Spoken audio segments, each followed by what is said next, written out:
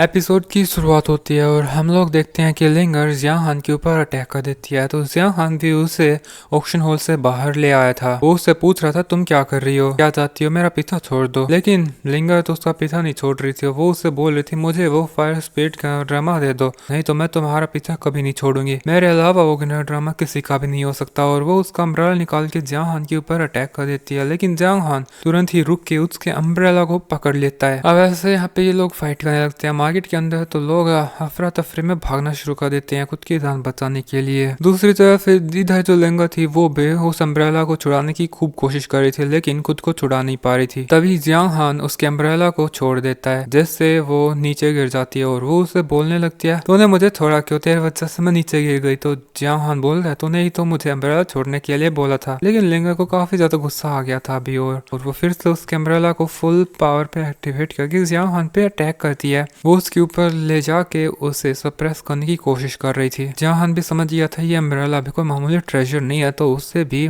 Fight करनी पड़ेगी अब। तो वो उसकी ग्रेट स्वॉर्ड टेक्निक को यूज करने लगता है, जिससे काफी बड़ी स्वॉर्ड उसके पीछे आ जाती है और उसके एक अटैक से वो अम्ब्रेला काफी दूर उड़ के नीचे गिर जाता है। लिंगा तुरंत ही उससे पकड़ के जियांग हान के ऊपर फिर से अटैक कर देती है। लेकिन जियांग हान ने अभी एक स्वॉर्ड अटैक उस पर कर दिया था और वो काफी ज्यादा पावरफुल था, जो लिंगा को पीछे धकेल देता है। जिसके बाद जियांग हान उसे बोल रहा था कि तुम्हें अब समझ में आ गया होगा कि तुम मुझसे उस फायर ड्रामा को हासिल नहीं कर पाओगे, इसलिए मेरा पीछा करना छोड़ दो, नहीं तो तुम्हारे लिए अच्छा नहीं होगा। लेकिन लिंगा तो फिर से उसके रास्ते के सामने आ जाती है और बोल रही थी कि मुझे वो फायर ड्रामा चाहिए और मैं उसे तुमसे लेके रहूंगी। लेकिन दूसरी तरफ जियांग हान उसे बोल रहा था कि तुम बहुत ज्यादा जिद्दी हो, लगता है तुम्हें अच्छा वाला ट्रीटमेंट देना पड़ेगा। और वो उसकी स्वॉर्ड निकाल लेता है। वो बोल रहा था मैं तुम जैसी सुंदर लड़की को बुली नहीं करना चाह रहा था। लेकिन इसी मोमेंट पे एक बिल्डिंग के ऊपर खड़े उसी डिसाइपल की आवाज आती है, जो बोल रहा था हाँ बिल्कुल सही कहा तुमने, एक सुंदर लड़की को ऐसे बुली तो नहीं करना चाहिए, लेकिन मेरा भी फाइट करने का मन हो रहा है। जियांग हान का भी ध्यान उस बंदे की तरफ चला जाता है। लेकिन फिर लिंगा जब उसे देखती है तो वो बोल रही थी ब्रदर तुम सही टाइम पे आए, इसने मेरी चीजों को चुराया है, आप प्लीज उसे वापस मुझे दो, इस लड़के को आप सबक सिखाओ। जिस पे वो लड़का बोलने लगता है कि तुमने मेरी सिस्टर को परेशान किया, तो अब बताओ अब तुम खुद उन्हें दोगे या फिर मैं तुम्हें मार के खुद उस चीज को तुमसे लूं। नहीं तुम्हें मारना बहुत ज्यादा बेकार होगा, मैं तो तुम्हें रिफाइन करके एक पपेट में बना दूंगा। जियांग हान उसकी बात सुन के बोलने लगता है कि एक और भोगने वाला कुत्ता आ गया, हमेशा हर जगह ऐसा ही क्यों होता है, जो लोग मुझसे पिटना चाहते हैं वे पिटने से पहले चपर चपर जुबान चलाते हैं। जिस पे ये लड़का जो कि इस लिंगा का सेकंड ब्रदर था वो बोलने लगता है लड़के तेरी जुबान काफी ज्यादा शार्प है, ठीक है देखते हैं तेरी जुबान की तरह क्या तेरी स्वॉर्ड भी मेरी स्वॉर्ड का सामना कर पाएगी। और उसने उसकी स्वॉर्ड निकाली थी। लिंगर अभी काफी प्राउडली बोल रही थी हाँ तूने मेरे सेकंड ब्रदर को गुस्सा दिला दिया, अब तू नहीं बचेगा। मेरे ब्रदर की सोल स्नैचिंग स्वॉर्ड आज तक कोई भी उनके लाल का कल्टिवेटर रोक नहीं पाया। अब ये सेकंड ब्रदर ने अटैक कर दिया था, लेकिन जियांग तो उसकी पोजीशन से उससे पहले ही गायब होके उसके ऊपर आके फिर से उसके ऊपर पीछे से अटैक कर देता है। और उसके अटैक की पावर काफी ज्यादा थी, जिस वजह से सेकंड ब्रदर पीछे की साइड सरक गया था। वो बोलने लगता है कि तुम्हारे और मेरे बीच के अंदर एक रिल्म का गैप है, फिर भी तुम मेरे जितने ही स्ट्रॉन्ग हो, तुम एक वर्दी ओपोनेंट हो, इसलिए मैं तुम्हारे साथ अच्छे से फाइट करूंगा। और वो उसे पीछे धकेल के उसके ऊपर शैडो किल नाम की टेक्निक का यूज करके काफी सारे क्लोन से अटैक करता है। तो जियांग हान भी उन सारे क्लोन्स को एक एक करके डिस्ट्रॉय करने लगता है। लेकिन दूसरी तरफ वो लड़का एक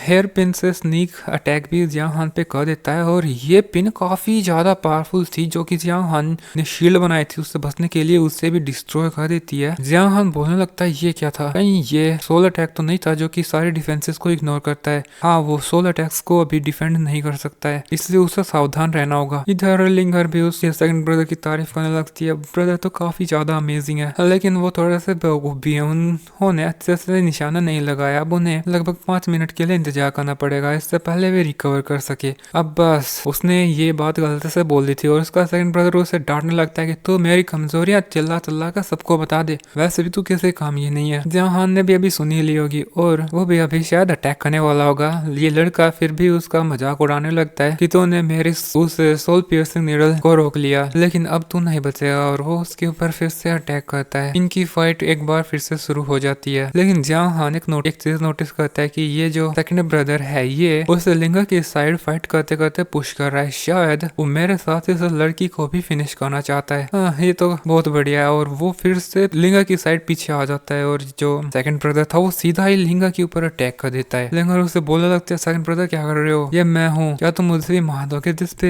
वो बोल रहा था हाँ सेकंड ब्रदर तुम्हें भी मारना चाहता है। तो वो बोलती है क्या बकवास कर रहे हो, मैं तो तुम्हारी सिस्टर हूँ, तुम मुझे क्यों मारोगे। जिसपे वो बोलता है तुम्हें क्यों नहीं मारूं, तुम्हारे पास ब्लड जेड है, मैंने मास्टर से 50 बार भीख मांगी तब भी उन्होंने मुझे नहीं दिया, और तुम्हें उसने ऐसे ही दे दिया बिना मांगे। मुझे वो ब्लड जेड चाहिए, इसके लिए चाहे मुझे तुझे ही क्यों ना मारना पड़े। और वो फिर से उसके ऊपर अटैक करने लगता है, लेकिन लिंगर अभी उसके अटैक्स को मुश्किल से ही रोक पा रही थी। वो भी उसका अम्ब्रेला निकाल के उसके अटैक्स को रोक रही थी। इधर जियाहान बोल रहा था अब तुम भाई बहनों की लड़ाई है, ठीक है, इसमें मेरा कोई काम नहीं है, मैं तो चला, मारो एक दूसरे को, मेरा क्या। लेकिन इधर जो है सेकंड ब्रदर था वो लिंगर के इस अम्ब्रेला को देख के बोल रहा था तो मास्टर ने इस अम्ब्रेला को भी तुम्हें दे दिया। मास्टर ने मुझसे आज तक जो कहा मैंने वो सारे काम करे, लेकिन उन्होंने मुझे तो कभी कुछ नहीं दिया। तुम तो यूजलेस हो, तो किसी काम की भी नहीं, फिर भी तुम्हें सब कुछ क्यों मिल रहा है। और उसके अटैक की पावर्स ने और ज्यादा इंक्रीज कर दी थी, जिससे लिंगर बहुत दूर जाके गिरी थी। उसका अम्ब्रेला भी साइड में पड़ा था और सेकंड ब्रदर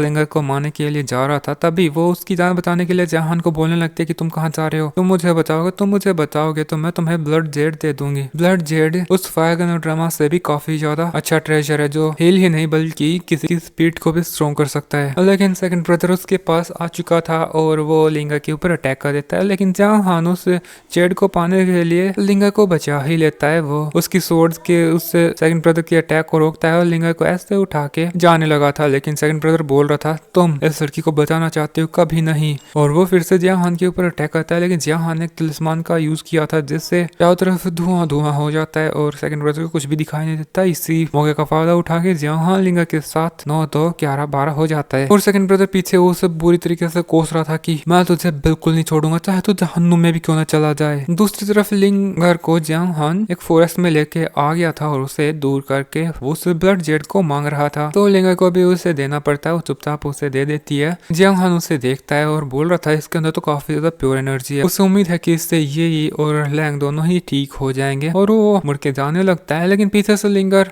उसके पास जाने की कोशिश करती है, लेकिन उसका पैर एक पत्थर से टकरा जाता है तो वो नीचे गिर गई थी। खुद की कमर को संभाल के वो बोल रही थी मुझे भी तुम्हारे साथ ले चलो, प्लीज मुझे छोड़ के मत जाओ, अगर तुम उससे यहाँ पे लीव कर दोगे तो कोई बीस उसे जान से मार देगा। जिस पे जियाहान बोलता है कि ये तो कल्टिवेशन का वर्ल्ड है, मरना बचना यही रूल है, अगर तुम्हारे पास इतनी भी एबिलिटी नहीं है तो तुम वाकई में यूजलेस हो। जब लिंगर बोलने लग जाए कि मेरी स्पीड पावर को ब्लड जेड ने नरिश किया है, तो तुम ये बोल सकते हो कि मेरे बिना इस ब्लड जेड को यूज करना तुम्हारे लिए बहुत ज्यादा मुश्किल है, क्योंकि मेरे बिना तो ये बिल्कुल एक ऑर्डिनरी ट्रेजर की तरह काम करेगा। लेकिन जियाहान मुड़ के बोलता है फिर भी मैं तुम्हें उस जेड को वापस नहीं लौटाऊंगा। जिसपे वो बोलती है कि मैं तुमसे उसे वापस थोड़ी मांग रही हूँ, मैं तो ये कह रही हूँ भी मुझे यहाँ पे छोड़ के मत जाओ। तो जियाहान उसे फिर से उठा लेता है, शायद उसका इलाज करना चाहता है। फिर उसे एक अबेंडेंड हाउस में ले आता है जहाँ पे चारों तरफ मकड़ियाँ वगैरह थी और वो उसके पैर को देखने लगता है, शायद उसमें मोच आ चुकी है। जियाहान उसके पैर को जल्दी ही ठीक कर देता है और ठीक करने के बाद उसे एक मेडिसिन भी देता है। लेकिन लिंगर बोल रही थी कहीं ये पॉइजन तो नहीं, तुम मुझे मारना चाहते हो क्या। जिसपे जियाहान उसे काफी तीखे तेवर में देखता है, जो देख के तो लिंगर उस पिल को तुरंत से खा लेती है। वो खाने के बाद वो सोच रही थी कि ये लड़का काफी ज्यादा डिसेंट है, मेरा ब्रदर्स जितना हार्टलेस नहीं, और वैसे भी शुरुआत से ही मैं इसके साथ रूट थी, मेरा इससे फाइट करने का कोई कोई मतलब बनता नहीं था, और इसने मेरी जान भी बचाई, और वैसे भी आज तक किसी ने भी मुझे इतने प्यार से ट्रीट नहीं करा। और फिर वो जियाहान को पूछती है कि क्या तुम्हें एक वाइफ चाहिए। और दोस्तों इसके साथ हमारा ये एपिसोड इधर ही खत्म हो जाता है।